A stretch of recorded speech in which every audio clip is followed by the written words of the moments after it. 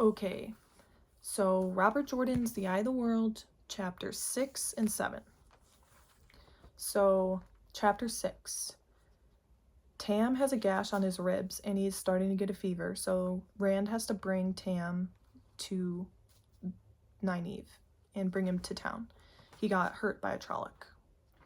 And Tam is delusional. The fever is making him talk weird, and he talks about people who are dead, so he thinks that he's talking to Rand like he's Rand's mom at one point, and Rand, yeah, and he's like babbling on how many died for Layman's sin, and he's like babbling on about things, and Rand talks about how the sword feels heavy and feels kind of weird on his belt. Oh yeah, and Tam continues babbling about war, the burning of Cairhien, and flies and ravens, and it's sort of funny because he's like babbling about all these things, but obviously Rand is also like, okay, be quiet, and Rand is also like, what is he saying, like, is this true, stuff like that, but he's also like, okay, Tam, can you please keep quiet because we don't want to be attacked by Trollocs and the Black Cloak Band while we're in the woods here.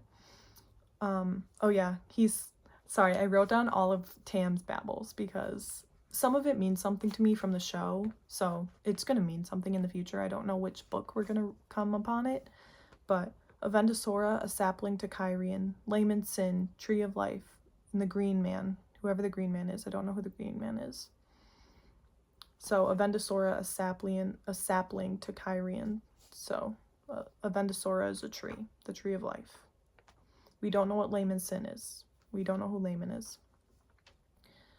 Okay, and then Tam also tells a story about finding Rand as a baby and saying like, oh, I will raise you and love you, and Kari, his wife, can't have children or something like that, so like we'll have you as our child. And Rand is like, no, Tam, you're my father, this is just a fever dream. Like Rand is like, no, like it's sort of funny to me just because it's sort of like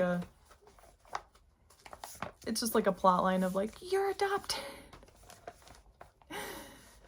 But we don't know that for sure. Rand is in denial. We don't know if Tam is delusional, but okay. Now, chapter 7, Out of the Woods. So they make it to Emond's Field, and again, I wrote this down like in every chapter. The stories are real. So Rand is still the stories are real. Nynaeve comes over and sees Tam and is like, you know, looks at him and stuff, and she's like, yeah, I can't save him. And Rand's like, he's gonna die. And Nynaeve's like, yeah, I know, but there's other people that I can save and I can help, and he's too far gone, kind of thing. And Rand is like, no.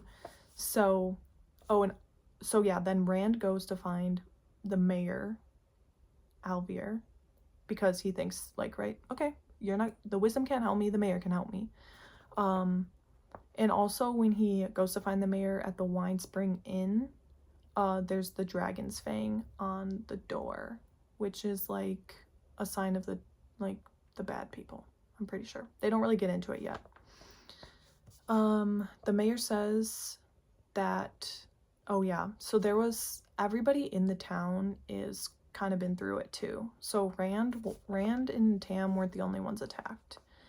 So then the mayor says that Moiraine pulled lightning from the sky and Lan fought with his sword. So we don't have much details about this, but there was a battle and Moiraine and Lan were around, and apparently they ran back to the town and told everyone that Trollocs were here and they need to, protect themselves, I guess. And then Moiraine does that, pulls lightning out of the sky to attack the Trollocs, and Lan is fighting with his sword. So this all happens, and Master Alvier tells Rand.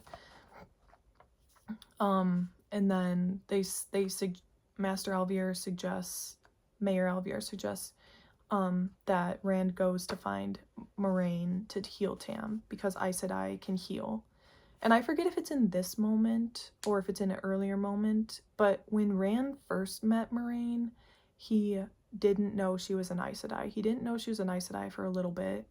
So honestly, it might be in this moment when he learns that she's an Aes Sedai. He's like, what? She's an Aes Sedai? I didn't know that and stuff. And I mean, there's a bunch of people have their little voices in on this conversation too. And even Master Elvir, they're like, oh, it's always risky asking an Aes Sedai for help because you don't know their intentions ultimately, even in helping you, right? Like they might be helping you just because they want something or whatever. So yeah. So then the chapter ends and we go on to chapter 8, which I've started reading, but that'll be in the next video. Okay, and then after this, I'm gonna make it one more video kind of discussing these chapters overall and what we're gonna do next, and yeah, so I hope you enjoyed this video, and please stick with. I'm making my way through Robert Jordan's The Eye of the World, and I'm gonna keep going, okay? I'm gonna keep going. All right, bye.